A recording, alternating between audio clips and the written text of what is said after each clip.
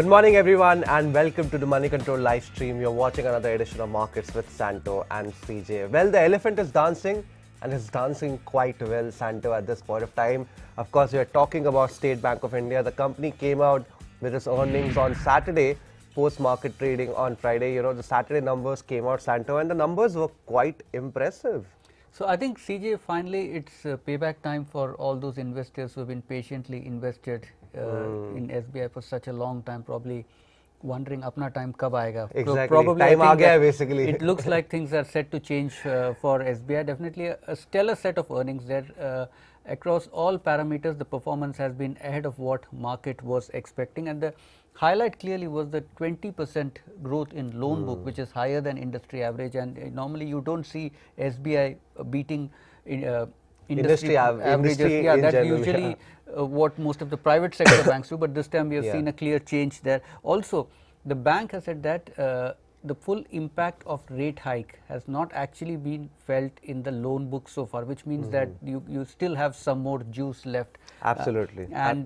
The other thing that is working in favor of State Bank of India at this point is that, compared to some of the other private sector banks, the stock is still reasonably valued at less than 2 times its trailing book value, CJ. Well, but Santo, if you go by SBI's own historical, valuation, I think it's reaching almost that fair value or, more than fair value territory in that sense, because I don't remember the last time that SBI would have traded almost nearly 2 times book value or more than 2 times book value. So clearly, historically, at this point of time, SBI is enjoying the time of its life. The past 3 years itself has been quite spectacular for the bank.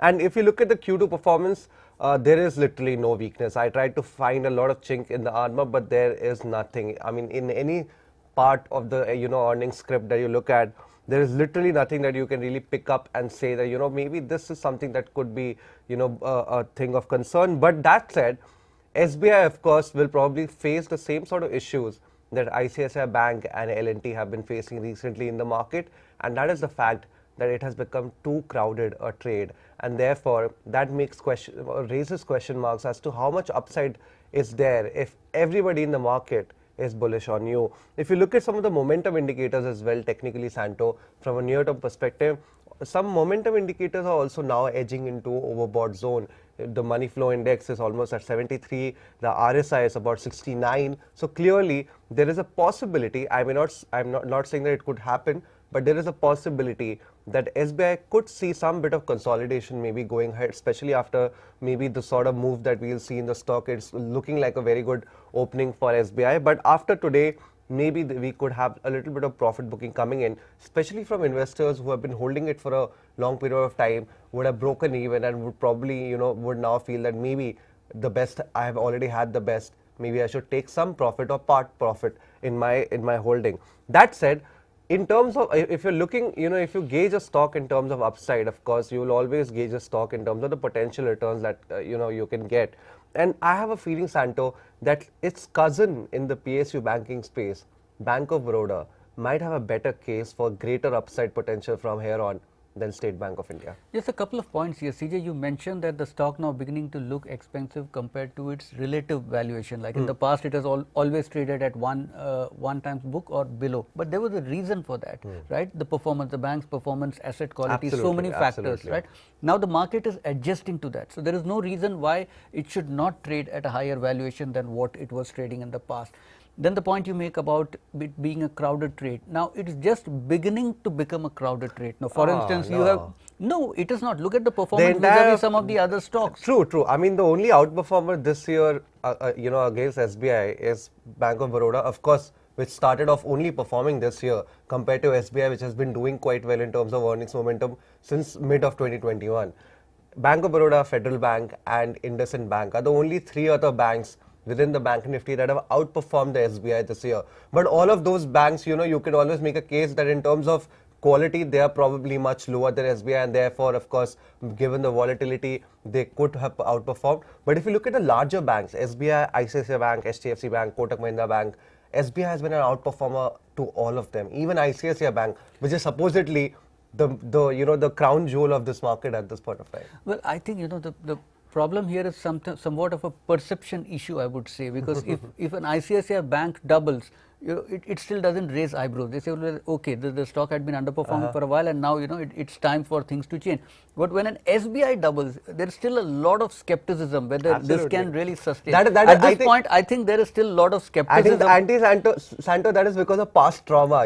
That is past trauma. That is people speaking out of their experience. There are people who have been SBI shareholders for 20 years, hoping that one day things will turn around.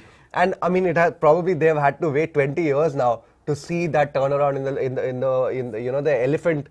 People always say in the market that can the elephant ever dance? And it seemed like for the better part of the past decade, it never seemed like it could ever dance again. But clearly now it is dancing. But what the question needs to be, how long the music will continue. Let's see, CJ. Well, that said, let's look at the setup for today's trading, and it is looking like a very good setup. Of course, probably led by the banking names in general. But if you look at the setup for today, SGX Nifty is indicating almost over 100-point jump in the Nifty 50 index this morning. That is, of course, on the back of very positive cues that are coming from Wall Street on Friday. The Wall Street benchmark indices, they did end higher despite a very strong or better than expected October jobs data in the US. So clearly the sentiment is going to be very bullish this morning. Apart from that, if you look at some of the other key indicators, the US dollar index that plunged on Friday surprisingly after the US jobs data came out. So clearly that is going to be beneficiary for an emerging market like ours. You can see that in the opening of the rupee today. Rupee opened at about 82.11 compared to the Friday's closing about around 82.4448. Apart from that, the only negative could be the fact that crude oil prices also are making a comeback on the hope that recession fears in the US may be overdone and it may not be such a bad scene as far as the US economy is concerned. The Brent futures did hit a 1-month high on Friday. So clearly, lot of positives, just that one negative, Santo. Well, there's no point in talking about fundamentals really at this point in time. It's purely sentiment and liquidity. So the odds clearly are in favor of the Nifty closing convincingly above the 18,200 mark, which had been acting as a very strong resistance so far. A quick check on the derivatives market. We're seeing build-up of short positions in futures of Aditya Birla Fashion Retail, Bandhan Bank and Hero MotoCorp, and we're seeing long build-up in futures of Coal India and Britannia. Well, let's move on to the newsmakers of the day, and the first pick on my radar today would be Jyoti Labs. Interesting developments coming out from the company. The company told the exchanges that they had recently had a survey or a raid done by the income tax department on their offices. So clearly, according to the company, this was part of business process, but generally whenever there are IT raids, Santo, that always makes the market a little nervous. So it will be very interesting to see how the market would react to this sort of news coming in. The company has not given details as to why this survey or a raid has been conducted by the income tax department. Probably in the coming days we'll get more clarity as the survey and the raid is conducted. But I think sentimentally this could be a negative for Jyoti Labs, Santo, this morning. Well, Titan shares could be in the limelight today. The company delivered another strong set of earnings for the quarter ended September. Revenues were up close to about 22%, and the company was able to maintain its margins as well. And the heartening part here is that the company has said that demand outlook remains pretty strong, and in October, which is the beginning of the festive season, they've seen revenues go up by almost 19%. Well, Santo, what is your top brokerage bet for the day? Well, it is Ajanta Pharma. Motilal Oswal has a buy rating on the stock with a price target of 1,560. The company's second quarter net profit, according to Motilal Oswal, was slightly below analyst estimates. That was because of higher freight costs as well as employee costs. But however, Motilal Oswal is bullish on the stock as it points to the strong performance in the branded generic segment in India as well as Asia. And according to Motilal Oswal, despite some near-term headwinds in the form of higher operating expenses, the company is well placed to capitalize on the growth in demand for domestic formulations in Asia, India and also Africa. Well, Santo, my top brokerage bet of the day would be Balaji MI in some chemical space. Kotak Securities came out with an interesting, a vote of confidence basically on the company. The brokerage firm has retained is buy rating on the stock, despite what appears to be a very, very weak set of numbers as far as Q2 is concerned. If you look at the profitability metrics in Q2, they were all over the place. Margins shrank almost 300 to 400 basis points on a year-on-year basis, largely down to the fact that the average realizations have now normalized quite a lot from the sort of demand, pressure-led jump in realizations that we had seen last year. So clearly not a very great, healthy quarter, but Kotak is of the view that the capex that the company is doing at this point of time will deliver on volume growth and therefore in earnings growth going ahead, and that is one of the major reason why Kotak Securities has retained its buy rating with a price target of about 3,910 rupees, Santo. Well, and with that, let's move on to the stocks on a watch list this morning. CJ, you made a reference to Bank of Baroda, and well, that was also my first stock. Playing both sides, huh, Santo? Hedging your bets. Not really. Again, the case for Bank of Baroda is quite simple at this point in time. A strong set of second quarter earnings across all parameters. And net interest income was about 15% higher than what the street was expecting. Asset quality continues to improve, and this is a re-rating story which continues to remain in play. And JP Morgan and Morgan Stanley are among the brokerages which have raised their price targets for Bank of Baroda. Morgan Stanley now has a price target of 195 rupees, whereas JP Morgan has a price target of 200 rupees for Bank of Baroda. Absolutely, Santo. No qualms with BOB's earnings. Clearly surprising the street in terms of its earnings momentum, the continuity of the earnings momentum as well. And I think this is one stock that could possibly, as I said earlier, deliver more upside than SBI going ahead. Well, the Nifty has opened above the 18,200 mark. It's up about 103 points at this stage, and we have about 1,700 stocks which are up over the previous levels on the NSE, and less than 300 stocks which are down. Nifty mid cap up by close to about 6.6%. Nifty bank is up close to 1%. Yeah, clearly I think, Santo, the 18,220 mark would be very, very crucial. If we can sustain above that throughout the day and then probably have a close above the 18,220 mark, then the record high would be the next destination as far as experts are concerned. But if you look at the broader market also, is making a good comeback this morning. The Nifty mid cap and Nifty small cap indices higher by about 0.7%, 0.6% at this point of time. Sectorally speaking, clearly banks are, it's a day of banks. The Nifty bank index higher by about 1.2% at this point of time. The Nifty metal index surprisingly is holding firm, which is surprising given the fact that the rally in metal stocks, last week was on the back of rumors that China might ease on its zero COVID policy. Those rumors were squashed on Saturday when the Health Commission said that they have no plans to withdraw their zero COVID policy. But today morning in China, the stock market tanked, Santo, and then within minutes it came back and is trading higher. We have seen that in Hong Kong, we have seen that in China. So clearly the market is not giving up bets that the Chinese government will be forced to roll back its zero COVID policy. Apart from that, of course, the realty index is also faring quite well. The Nifty realty index higher by about 0.3%. Well, Santo, coming back to stock takes, my stock pick of the day would be Angel One. Very solid performance update from the company in October. Of course, it was not a great month given the fact that generally you have seen, of course, the number of days of trading was much lower because of the holiday season involved, but also retail participation, as we know, had come off in September and more so in October. But the most crucial thing that I really liked about Angel One's update is the fact that the company has continued to gain market share as far as retail trading is concerned, both in the F&O segment as well as in the cash market. There have been market share gains both on a month-on-month basis as well as a year-on-year basis. So that is a very heartening thing to see for Angel One. Apart from that, there has also been an increase in the average daily turnover in both the F&O as well as the cash segment on a month-on-month basis, even though there were less number of trading days in October, Santo. Well, strong performance, no doubt, CJ, but my only quibble here is that there is a bit of a disconnect in the company's financial performance and the way the stock price has been faring. In fact, despite two good quarters back to back, both the June quarter as well as the September quarter, you're not seeing the market responding to it, and that's usually when the market refuses to acknowledge a set of numbers. There could be a deeper. Yeah, probably the market is worried about the future. I think given all the talk about market volatility, global recession, interest rate hike, market is a little worried about how long this retail participation bandwagon can continue.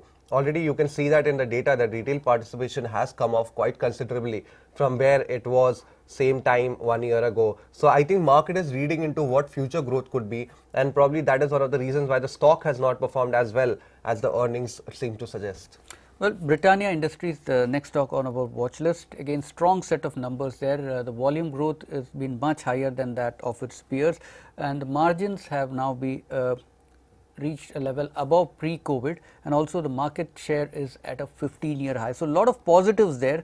According to Nomura, the new launches by the company is getting a very good response, but at the same time, the company's net debt has also risen sharply, and besides CJ, despite all the positives, now we've again been seeing almost 2 or 3 quarters of very strong performance, the company being able to retain its margin in a very challenging environment, but the market somehow doesn't seem to be appreciating that, and that leads me to think that probably at least in the near term the stock may have peaked out. Possibly, Santo, but if you look at some of the positives to take away from Britannia's overall inline performance, I think for the September quarter is the fact that the market share of the company has keep on rising, and they have said that the addition or incremental increase in market share actually has been quite aggressive in recent quarters. So that always bodes well as far as pricing power is concerned for Britannia. Apart from that, yes, the volume growth, although at 4 to 5%, I think it's quite healthy given the fact that you still have a rural economy that is not doing that great.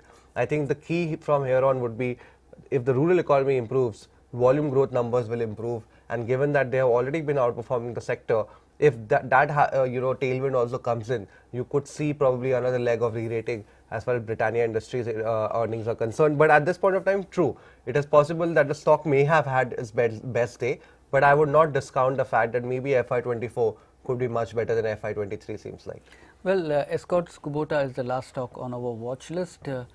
The numbers have been short of what the market has been expecting, and CJ, shouldn't really come as a big surprise, considering that there's always some bit of concern in the market about the pressure on Escorts margin, and that's now clearly borne out in the second quarter number. So while revenues are higher year on year, the fact that margins are under pressure indicates that the company is now trying to regain lost market share in the tractor segment by trying to cut down on its prices, which is leading to the pressure on margins. Absolutely, Santo. I think if at this point of time, the stock's performance will largely be linked to any sort of market share gains that the company can indicate. Even on the market share front, the company has not been doing that well the past 12 months. And of course, the only saving grace here is that in October we did see a decent improvement in tractor volumes against all expectations. So I think if the company can build on that, probably in the December quarter and maybe in the March quarter, then I think the market could be forced into changing or reconsidering its point of view as far as Escorts Kubota is concerned. But at this point of time, clearly it is a second favorite as far as the tractor market is concerned. Well, that's it, Santo. Let's quickly take a look at some of the questions coming in from our viewers. And this is a very interesting one. I think sugar pack is something that we have talked about sometimes on this show, Santo. And Funny PG wants to know our sugar pack picks. Basically, of course, I mean, as you know, that we can't definitely give you individual stock picks. But I think overall, this is a sector where the debate has largely centered around whether this was just a cyclical up move that sugar sector keeps on seeing every 2-3 years, or there is more structural growth story here, Santo. CJ, you've been the big cheerleader of the sugar industry, and you're always bullish on the ethanol story. So what's your... So I think, Santo, the reason why the market has become so optimistic as far as sugar stocks are concerned is because of the improving stability in earnings as well as earnings visibility. The entire ethanol story, when an ethanol from sugarcane is being utilized by oil marketing companies to blend with oil to improve the overall efficiency of the oil itself, I think carbon efficiency, of course, I think that itself is providing a lot of certainty to investors in terms of earnings visibility, and that is why we have seen recently a lot of institutional investors have also gotten interested in the sugar sector, largely on the back of the earnings visibility being provided from ethanol. Now, ethanol blending at this point of time is about 10% in the oil or retail fuel that OMCs sell. That is expected to go up to almost 20% in another 3 to 4 years. So you can already see the sort of volume upside that can come on ethanol. Also, recently the government has raised prices for ethanol. Going ahead, the expectation is that prices could keep on increasing. So you have price increase, you have volume increase, and that will always be a very, very good scenario as far as sugar companies are concerned. Just one point on the last thing that CJ mentioned here about the government increasing prices for ethanol procurement. Now, the sugar body had written to the government saying that the increase, the latest round of increase is not good enough for them, at least not good enough to incentivize the industry to invest in more capacity. And that said, the other worry in general that the market seems to have from the sugar industry is that it's slightly a politically sensitive sector, which means that when things start getting too good for the companies, probably you could see the government intervening at that point, and that is what somehow seems to limit the re-rating potential for the sugar sector. Also, Santo, another question coming in from Prahlad Singh. Any thoughts on IDFC First Bank? Well, it's so far been the laggard among but a lot of people are also turning positive on this bank. I think on the back of the improvement in asset quality and the loan growth that the company has been showing. I mean, let's not forget that IDFC First Bank raised, you know, everybody's eyebrows when it came out with that aggressive interest rate on credit cards. And since then, I think we have seen a very aggressive management as far as loan growth is concerned. Of course, that can always raise question marks about asset quality when you see a management become too aggressive in the lending space, you know, on the loan growth side. But so far, IDFC First Bank seems to have been holding its own, and it is making a lot of brokerages also very, very positive. I remember recently, I can't recall the name of the brokerage, but very recently, another big, you know, institutional broking house had also come out with a coverage on IDFC First Bank with a buy rating. So clearly, it is a stock that is, you know, turning a lot of heads in the market at this point of time. Well, the second quarter numbers was a bit of a surprise, clearly, and that is something that's got market interested, but at the same time we'll have to wait for at least one more quarter to see if this kind of growth rates can be sustained. Yeah, I don't think we'll be late to the party. I don't think anybody can be late to the party given the fact that IDFC First Bank's stock price in itself had been so depressed because of years of asset quality issues earlier as well as growth issues. But I think clearly if the act is going to getting better on the management front, this is a stock that could also be something to look out for in the market. Well, and with that, it's a wrap on this edition of Market with Santo and CJ. Thanks for watching and also sending in your queries. Please continue to do that. We will try to address them to the best of our knowledge and also time permitting. Absolutely. And guys, keep following us on the social media links that you can see at the bottom of your screen. And for the rest of your financial news, stay tuned to moneycontrol.com and download the Money Control app. We'll catch you live again at 3 p.m. Till then, have a great day.